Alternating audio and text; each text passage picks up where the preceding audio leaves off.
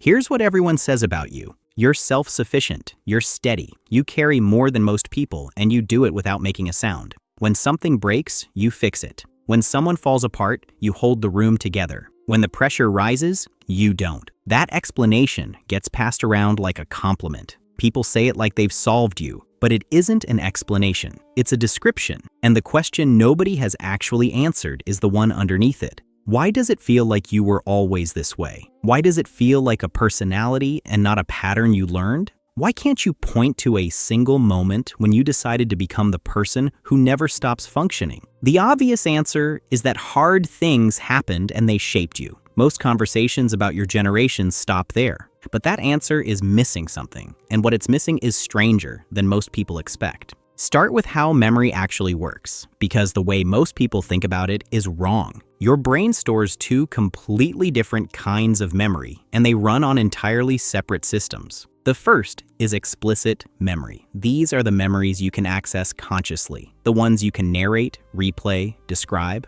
When someone asks what you remember from childhood, this is the system you're drawing from. The second is implicit memory. These are patterns your brain encoded below the level of conscious recall. They don't get stored as memories you can retrieve. They get stored as things your nervous system simply does. Memory researcher Larry Squire at UC San Diego spent decades mapping this distinction. His finding was consistent. Patterns encoded through implicit memory don't feel like learned behaviors. They feel like instinct. They feel like identity, which means the survival patterns you're running right now. Scanning for the exit the moment you walk into a room, checking your boss's mood before you've said a single word, managing the emotional temperature of a dinner table nobody asked you to manage. Those were never stored as decisions you made. They were stored as architecture, and you can't remember building architecture that was installed before memory itself was functioning. Here's where it gets strange. You lived an entire life before the age of 4. You had experiences, you had fears, you had people around you whose emotional states were already shaping your nervous system, and you remember almost none of it. Not because nothing happened,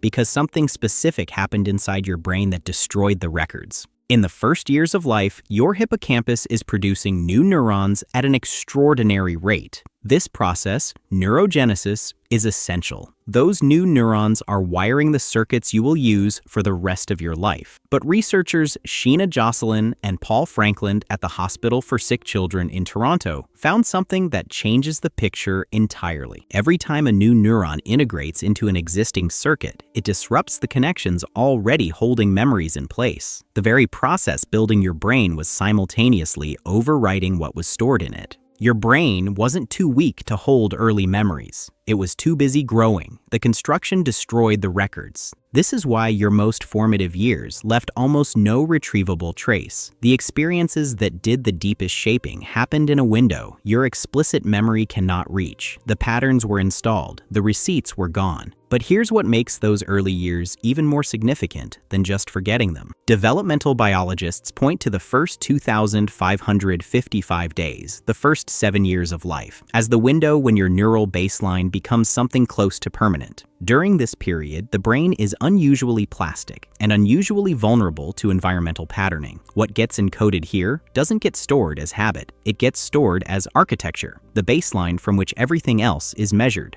If your environment required you to be the steady one during those 2,555 days, if the household needed someone to absorb tension, read the room, manage what wasn't being said, your brain wired itself accordingly. It didn't wait for you to grow up and consciously decide who you would be. It decided while you were still learning to tie your shoes. And once a pattern consolidates during this window, it stops feeling like a response to something. It feels like how you work. Research on procedural memory suggests this is exactly what happens with early survival patterns. The same mechanism that makes riding a bike feel effortless makes vigilance feel effortless too. Not because it is, because it became automatic so early that the effort became invisible. And then there is a layer beneath even that. To form autobiographical memory, the kind where you are the main character of an experience you can replay, you need a coherent sense of self. You need to experience events as happening to a distinct person called you. Developmental researcher Philippe Rochat at Emory University has studied the emergence of self-recognition in depth. His work suggests that before roughly 18 to 24 months, children don't yet experience themselves as individuals separate from their environment. There is no narrator inside assembling experiences into a personal story, which means the patterns installed earliest in your development arrived before there was a you to accept or reject them.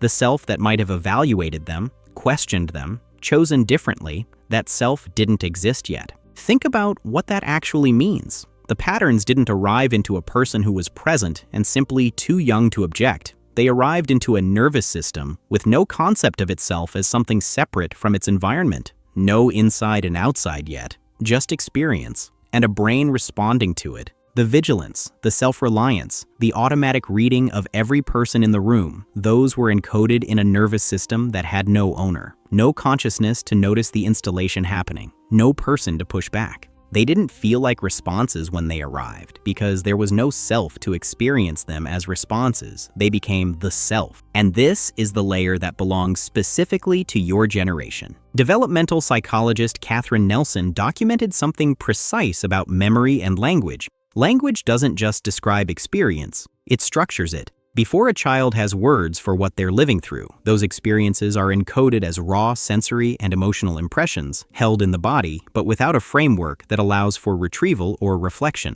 Once someone names what happened, once an adult creates a narrative around a child's experience, the ability to form accessible, processable memories improves significantly. Language gives experience somewhere to live. Now consider what language was available to you as a Xennial child carrying emotional weight. In 1985, nobody talked about co-regulation or nervous system states. Nobody explained attachment patterns or intergenerational transmission. If you were anxious, you were told to stop being so sensitive. If you were carrying the emotional load of your household, you were called mature for your age. You were navigating complex psychological terrain using a vocabulary that only had words like behave and quiet. You were navigating 2026 level emotional complexity with a 1980s dictionary. The frameworks that would have named what you were experiencing didn't reach ordinary life until you were already an adult. So the experiences that shaped you most didn't just lack conscious memory, they lacked language, encoded in your body, in your automatic responses, in a form that had no container. No name means no story. No story means no distance from it. No distance means no choice. Here's the part that should stay with you. The people who installed these patterns in you didn't choose to install them either. Research on intergenerational transmission suggests that caregivers pass down not just behaviors, but nervous system states, stress responses, threat calibrations, survival architectures, through the texture of daily interaction, long before any of it becomes conscious or nameable. Martin Teicher at Harvard has spent decades documenting how early caregiving environments shape neural architecture in ways that then echo forward into the next generation. Your parents were running their own implicit programs, patterns encoded in their own pre-memory developmental windows, before their own sense of self existed, never given language because none was available to the generation that shaped them.